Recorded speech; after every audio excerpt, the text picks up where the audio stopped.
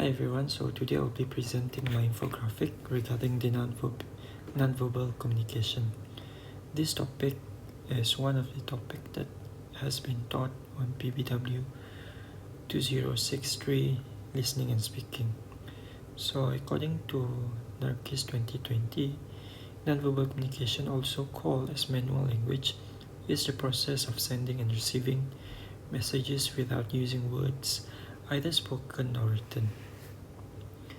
There are 5 examples of nonverbal communication, which are: first, facial expression; 2, gesture; 3, paralinguistic; 4, appearances; and 5 is artifact.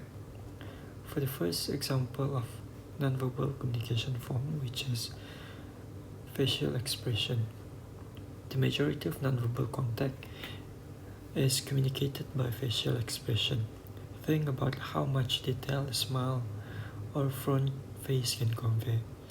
Even before we hear what anyone has to say, the expression of their face is always the first thing we notice. Although nonverbal communication and action can differ significantly across cultures, the facial expression for happiness, sorrow, and indignation and fear are universal. For the second example, which is gesture, without using words, deliberate gesture and sign are an effective way to convey meaning. Waving, pointing, and using finger to signify numeric quantities are all common movements. Some gestures are arbitrary and culturally based. Lawyers have been known to use various nonverbal cues in courtroom environments to try to sway the jury opinions.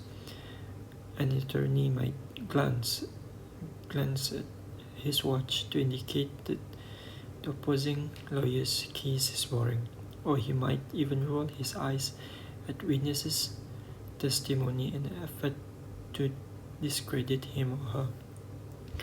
For the third examples, which is paralinguistic, the vocal expression that is distinct from actual language is referred to as paralinguistics.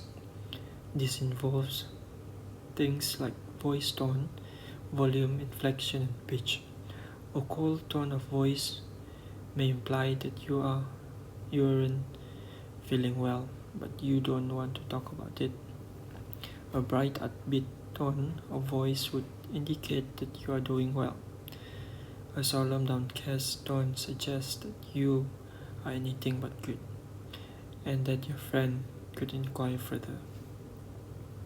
For the fourth example of nonverbal communication, which is appearances, nonverbal communication is also influenced by our choice of colors, clothes, hairstyle, and other factors influencing appearances. Different colors can elicit different moods according to color psychology research. Psychological response, assumption, and interpretations may all be influenced by appearance. For the last example of nonverbal communication form is artifact. Nonverbal communication can also be accomplished by the use of object and picture. You may choose an avatar to reflect your online identity and to share information about who you are and what you like on an online forum, for example. So that's it for my presentation. Thank you.